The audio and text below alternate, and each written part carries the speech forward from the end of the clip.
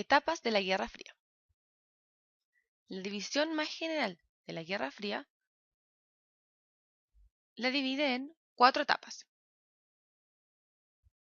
La primera, la de máxima tensión, que le sigue un periodo de coexistencia pacífica. Luego tenemos el rebrote de la Guerra Fría y finalmente un periodo de distensión y el final de la guerra. La primera etapa, la de máxima tensión, va desde 1947 a 1953. En este periodo se asentaron los dos bloques y las superpotencias intentan ampliar sus respectivas áreas de influencia. Por esta razón se produjeron muchos roces y las relaciones fueron tan tensas que parecía inminente una lucha directa. El foco del conflicto durante esta etapa estuvo puesto en Berlín, cuando en 1948 las zonas de Estados Unidos, Gran Bretaña y Francia, que estaban ubicadas en Berlín, se unieron y crearon la República Federal Alemana, a lo que la Unión Soviética respondió creando en su zona la República Democrática Alemana. La fuga masiva de personas desde el sector este, es decir, del lado de la Unión Soviética hacia la Europa Occidental, llevó a las autoridades comunistas a construir un muro en 1961, que se mantendría hasta 1989. El otro foco de conflicto fue Corea, la cual, tras la rendición de Japón, se establecieron dos administraciones, una comunista y otra pro-occidental, que estaban cada una bajo la protección de la Unión Soviética y de Estados Unidos.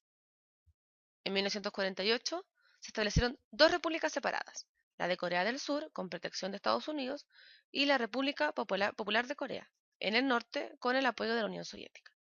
En 1950, los norcoreanos, es decir, aquellos que tenían el apoyo de la Unión Soviética, iniciaron la unificación del territorio, con una invasión militar a la sección sur protegida por Estados Unidos. El conflicto, que incluyó la amenaza nuclear, finalmente se resolvió manteniendo las dos repúblicas separadas. Luego tenemos la etapa de la coexistencia pacífica, que se extiende alrededor de los años de 1954 a 1975. Desde los inicios de esta etapa, ambas potencias iniciaron un periodo de diálogo y de distensión, aunque de todas maneras existieron conflictos.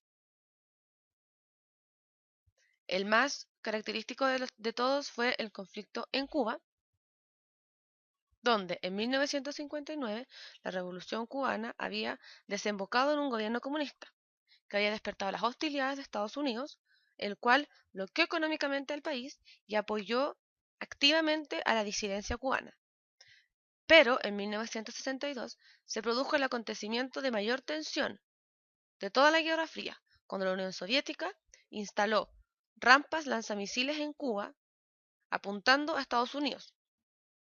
Esta crisis, conocida como la crisis de los misiles, se resolvió finalmente por medios diplomáticos, pero el peligro fue tan alto que se iniciaron conversaciones y finalmente en 1968 se firmaron los primeros acuerdos de no proliferación nuclear.